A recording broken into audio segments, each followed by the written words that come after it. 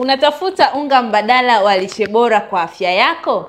Tumia unga kutoka kwa Dr. Boaz Kitchen. Unga wa almonds, unga wa korosho, pamoja na unga wa mbegu za maboga. Huu ni unga wenye kiwango kidogo cha wanga, vile vile una protini, madini, pamoja na vitamins za kujenga na kuimarisha afya ya mwili.